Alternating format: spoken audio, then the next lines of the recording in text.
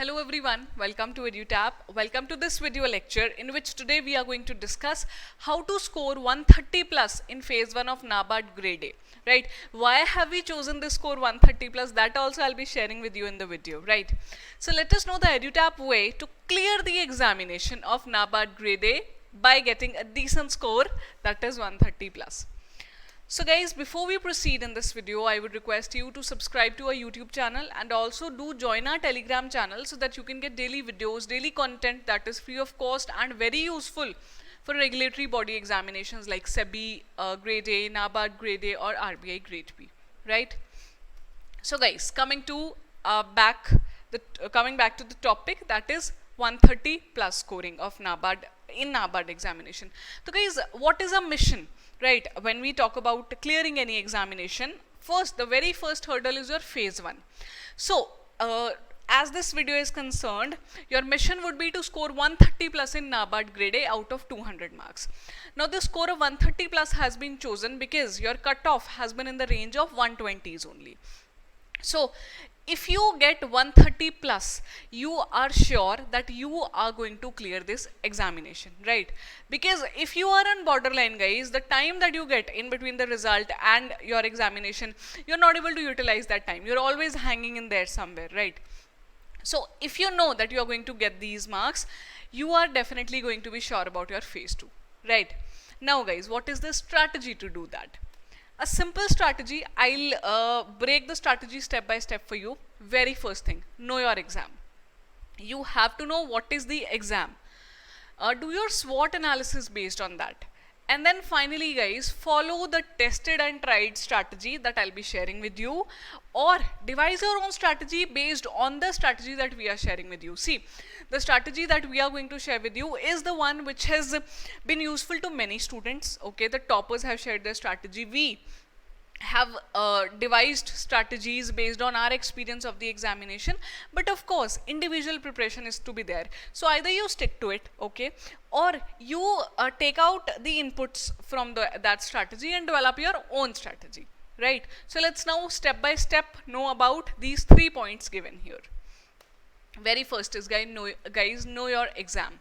So anything when you start preparing for, you have to know what are you going to appear for, right? What is going to be there in the examination. So your exam of NABARD grade A phase 1 has 7 subjects in it. 120 minutes are there to do 200 questions of 1 mark each. That means 7 subjects broken down into 200 questions. 2 hours are there, okay? Then guys, these 7 subjects have been broken down into the 2 sets for you.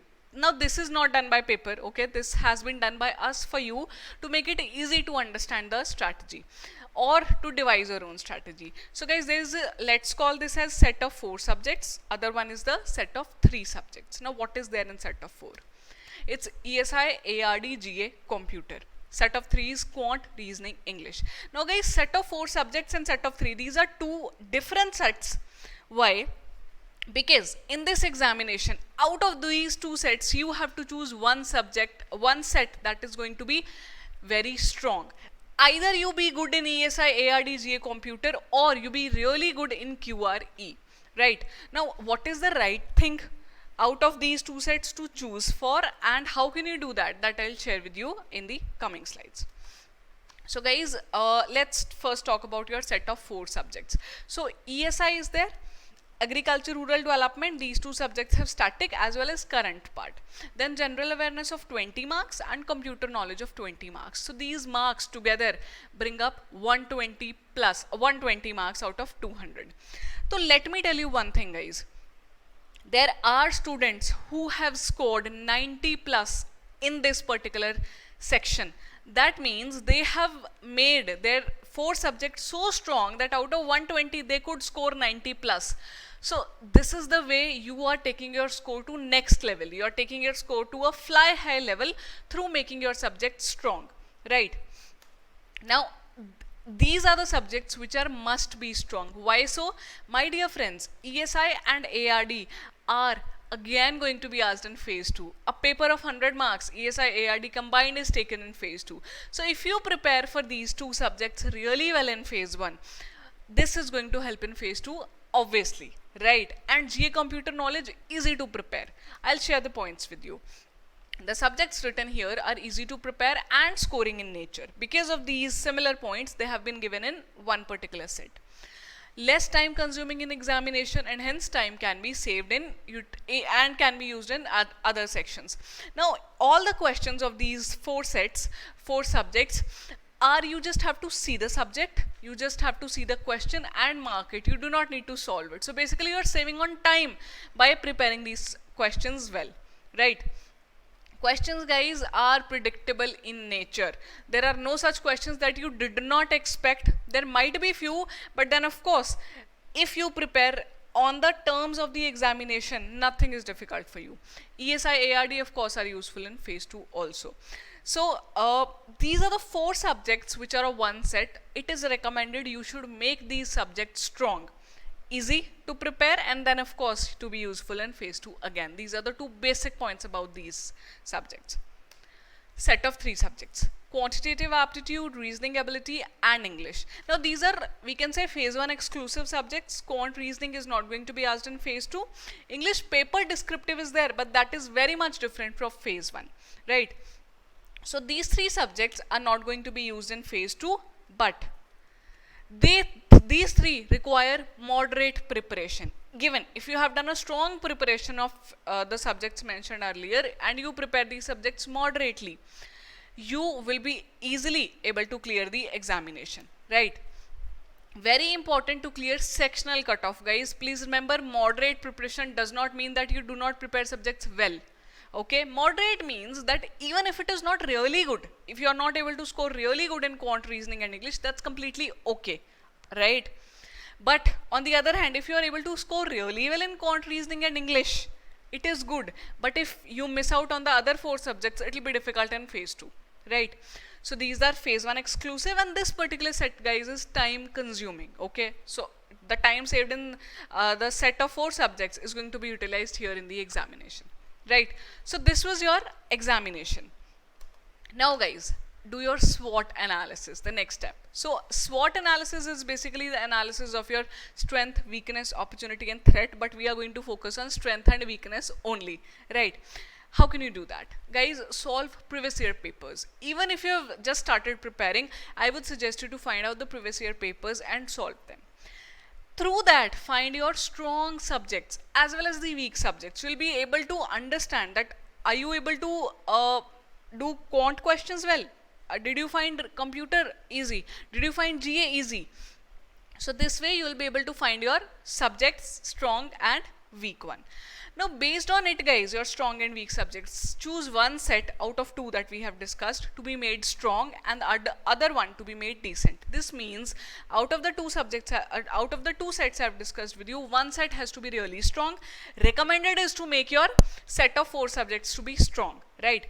But you can clear phase 1 again if you make your other set of three subjects as very strong, right, and decent your other set. So the idea is nothing should be your weakness. Work on your weakness to make it decent enough. Work on your strength to make it super strong for you in the examination, right? Start working on the mission with the informed strategy. Why am I using the word informed strategy? Because you know what exam demands. Then you know what are you good at or what are you not good at. So this way you will be able to make a informed strategy for yourself, right? Now, taking you to the strategy part, my dear friends. Set of three subjects. Let's tackle this one, QRE. Refer to previous year papers to know again the topics that are most important and also to know the level of the questions, because I see this question coming up again and again, that is the level of the examination equivalent to IBPS examination, or is it equivalent to some other examination? So that you can tell only if you see the papers. Choose the most important topics through previous year papers. You will be able to highlight most important topics that are repeated again and again. Prepare those topics well, okay? Take multiple mock tests to acquaint with the examination pressure. You may be able to solve so many questions sitting at your home, right, when you are not using a stopwatch. But in the exam pressure, when you do not even have a minute to solve a question, it becomes difficult. So better to take mock test and in a timely manner do those tests, right? Moderately prepare yourself for less common topics also. Leaving any topic untouched is not as advised. As I said, there should be no weakness. Your weakness should be worked upon to make it decent enough. You do not make it strong, but at least it is above the level of your weakness, right? So the most important topics that are coming again and again in the examination should be prepared at priority, but other topics you can obviously prepare that if there's a bad day and examination has many questions related to the topic that you prepared less, at least you are able to clear the sectional, right? So that was about your set of 3 subject strategy. Now I'm taking you to the set of 4 subjects. So let's talk about GA first. Guys, in GA, general awareness, which is of 20 marks, current affairs hold more weightage as compared to static GA, right? Latest 3 months before the examination are going to be most important. Mark down these words, guys. I am telling you because we have analyzed previous year's papers for you, right? This section of GA overlaps with ESI and ARD in terms of current affairs. Whatever you read for ESI, whatever you read for ARD current affair, it is also going to be important for GA part phase 1. So this tells you that phase 1 and phase 2 preparation are also integrated in a way, right? So this is about GA. Focus on, even if you are not able to prepare static GA well, that's okay. Focus on current affairs. How many months? 3 months. If you do 6 months, well and good. But if you are not able to do 3 months, you should not leave any stone unturned to cover these 3 months, right? Moving to computer. Again, 20 marker set.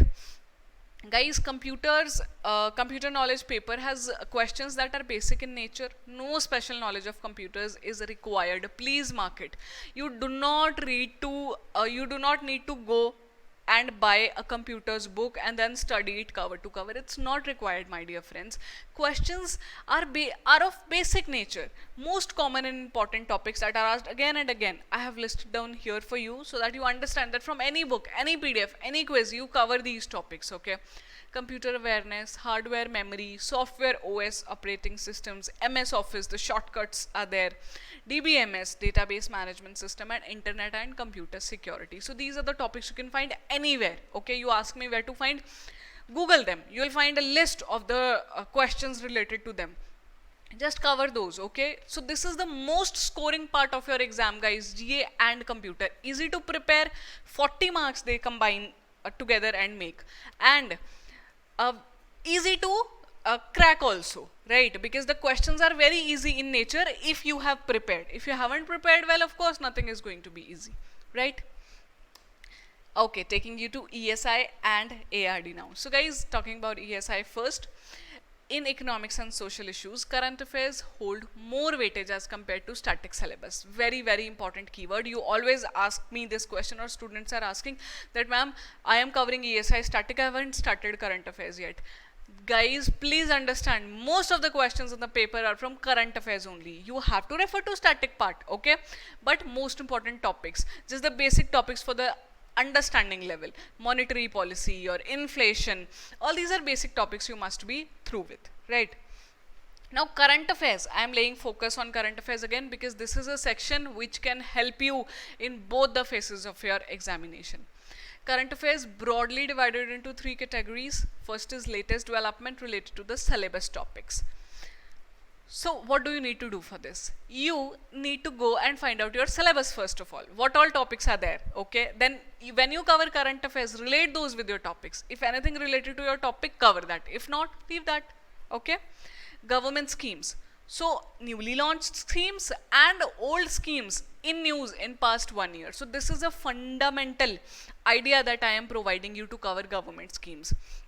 Old schemes are there, but how many years you will go back to cover, right? The simple idea is cover the old schemes that have been in news in 1 year. Those are the old schemes that are important for the examination. How do I know this? Because we have done the analysis of the examination and we are sure that this is the requirement of the exam, right? And guys, even if you prepare this, it is more than enough for you to score well, right? Third is reports and surveys by national, international bodies that are released in past 1 year. So timeline I've mentioned here. Prioritize the topics that are more important for the examination. Again, here I'll tell you how can you prioritize. Refer to PYQs. Very important. So PYQs and syllabus are the 2 things that combine together and give you the guiding light that is required to prepare what, right? So now what are the sources to cover current affairs? So these are the sources: PIB, Business Line, The Hindu, most important sources for your examination that you can refer to. And one more thing, remember, latest 6 months before the examination are most important for current affairs, right? But 1 year is advised. If you are of course running short of time, just refer to latest 6 months. Moving on to agriculture and rural development. My dear friends, static syllabus as well as current affairs hold equal weightage in ARD part. Like ESI, it's not the case in ARD. Here, both parts, static and current, have same weightage. Prioritize below topics from the syllabus that are given. This will be very important. You can note this down or you can download the PDF that these are the topics you should give priority to in your syllabus. Why? Questions from these topics have been asked many times. Horticulture, animal husbandry, poultry, soils, agronomy, agri-engineering, agro-meteorology. I want to tell here one thing. There are many students with non-agriculture background. They always feel that because I am not good in agriculture, I will not be able to clear the examination. Guys, please understand this examination. If you are preparing for generalist post, you do not need to have an expertise in the agriculture subject. Please understand. If had it been the case, then the qualification would not have been the bachelor's degree, right? Then they would have asked that you should have done this only, agriculture specific thing. So cover these topics. If you find agriculture difficult, cover these topics first, right? Do a lot of revision and then move on to other topics. Now current affairs, of course, because they have equal weightage, what all to do? Again guys, the same thing, latest developments related to the topics of your agriculture. So basically Indian agriculture is going to be there and the related finance in current affairs. And then government schemes, of course, newly launched and old schemes related to agriculture and rural sector specifically. Report surveys again. So report surveys specific to ARD could be, I'll just give some examples so that you can understand, like livestock census of the country, agri census of the country. That will be important for ESI also, but more important for ERD. This you have to remember, right? So that's it, my dear friends. I really hope that you found this approach of cracking this examination with fly high colors really useful, right? Do tell us how did you like the approach in the comments below. Thank you so much for your precious time. The team EduTab wishes you all the very best for your upcoming examination. Feel free to drop us a mail at hello@edutab.co.in for any of your concern. You can also give us a call at 8146207241, but if we are not available on call, please drop us a mail. Thank you guys. Bye bye. Take care.